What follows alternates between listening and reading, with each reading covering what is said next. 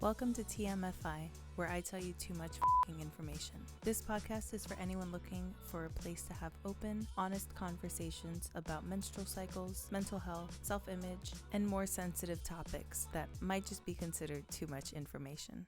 In today's episode, I'm going to be addressing something that was requested on my Instagram story. I'll be going over some strategies for managing anger during PMDD flare-ups or PMDD rage.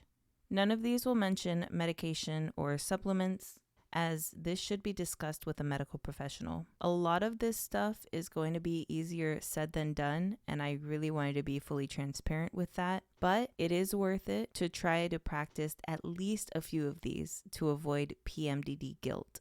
I love being comfortable, especially during my luteal phase. With tender breasts and bloating, most underwear can feel restricting. Not Harper Wilde. Harper Wilde has high-quality bras, underwear, sleep sets, and more that won't break the bank but will support your goodies. They offer free shipping on orders $75 and more, as well as free returns. Not sure of your size? Take their simple quiz and find the right size for you. A portion of each purchase goes to Girls Inc. to support mentorship and educational programming for girls. You can also send your old underwear in as part of their recycling program. When you shop at harperwilde.com, make sure to use code SASSA to save some money. That's SASSA. I'm not a professional, but I do get angry irrationally during my luteal phase. Through research and from my own personal experiences, here are some things that I found that help. First step, trying to avoid stressful or triggering situations. Obviously, there should be a step before that, which is recognizing what stressful and triggering situations are for you. And once you've come to at least a general overview of what that could be, you'll be able to know what types of situations to avoid and what situations you may just need to take a step back from, because I know we can't avoid everything. We can't avoid every stressful moment or every trigger, but acknowledging that we've been triggered is very important, because from that step, you can assess what you need to do to either remove yourself for a few moments or a longer amount of time, or just ways you can navigate through that. Putting the phone down. Social media can be a good escape sometimes, but it can also be very triggering, at least for me. Sometimes I can find myself doom scrolling or tempted to express my feelings in long rants. Sometimes this is okay, but most of the time it ends up in deleting or feeling like I've wasted time. Instead, I've been trying to look for healthier alternatives. If I feel a need to look at a screen, gaming, drawing on my iPad, watching a comforting show or movie, those are all things that I've been trying to use as a replacement for doom scrolling. Try to complete some household chores. This is one of those easier said than done ones. However, putting on some feel-good music always helps a little bit, which leads to another thing I like to do, which is singing. Singing really helps to release those feel-good emotions. Even if you start with a sad or angry song, get out those emotions, then move to one of your favorite feel-good songs. Whatever helps. And you don't need to be good at singing. You just need to do it.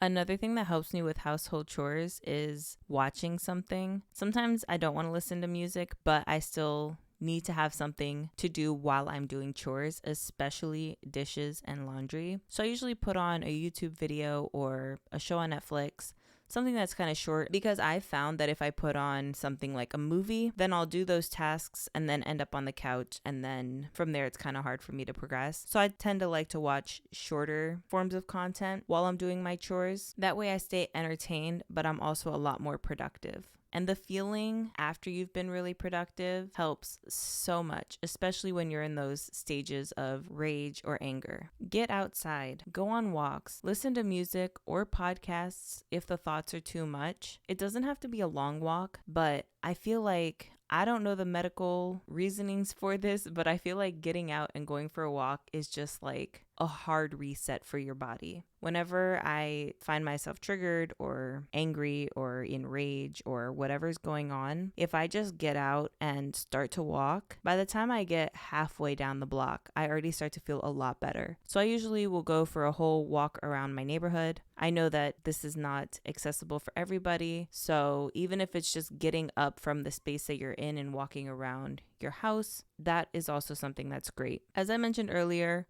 remove yourself from the triggering item, acknowledge your feelings, but think about how you want to feel rather than how you're feeling. If you just sit and dwell on the negative emotions for too long and don't think about where you want to be and you just constantly think about where you are, I find that it's hard to get out of that space, and then mentally that's when I start to get really drained. So instead, I've shifted my thoughts to where do I want to be? How do I want to feel? And thinking about that helps me think about, okay, how can I get there?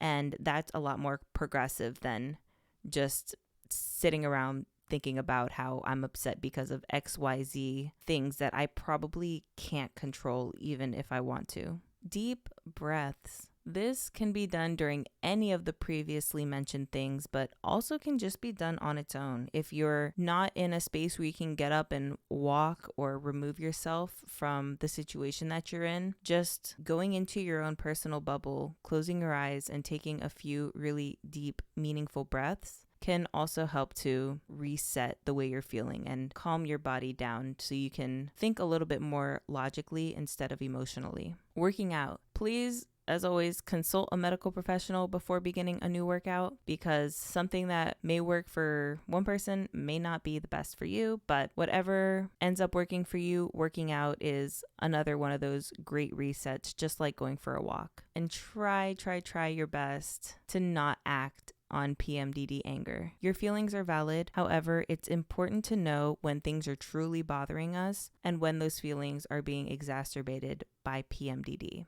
When you act on those emotions, there is a really high chance that you'll feel guilty afterwards. I listened to an Instagram live from In Love with PMDD, and some of the things that she said really struck a chord with me, and I wanted to share them here with you. So one thing she said was, you can't change the past, but there is an opportunity to change what you do in the future. And it's true, you can't change the past. And there may be some things in your current that you can't change or you can't control. However, there is an opportunity to take a look at the events of the past or even the events of the present and think about what you can change to not end up in the same situations in the future. The other thing is PMDD cannot be an excuse.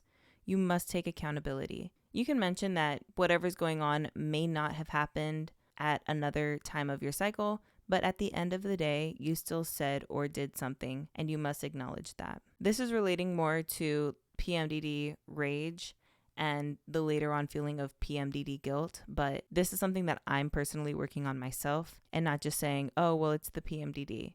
Because yes, maybe it is the PMDD, but it's still me. And this is why it's so important to have the acknowledgements of what your triggers are or what the stressful situations are. Because if you can remove yourself or acknowledge that before you act, then there's a much higher chance that you won't even have to deal with the PMDD guilt. If you have any other ideas or want to share more things that work for you, please feel free to share on Instagram, as I'm sure there's so many different things that work for so many different people. And this list is just through some light research and again, what has been working for me. But I would love to have more ideas and just to hear some different takes. If you or someone you know struggles with PMDD, follow the podcast social media accounts at TMFI Cast on Instagram and Twitter. There I post memes and resources relating to PMDD. Feel free to interact and let me know what you want to hear on the show. If you want to see what I'm doing outside of the show and how I'm healing through spirituality, food, and the arts, follow me on my social media accounts at Sassa the Scorpio. That's SASSA the Scorpio.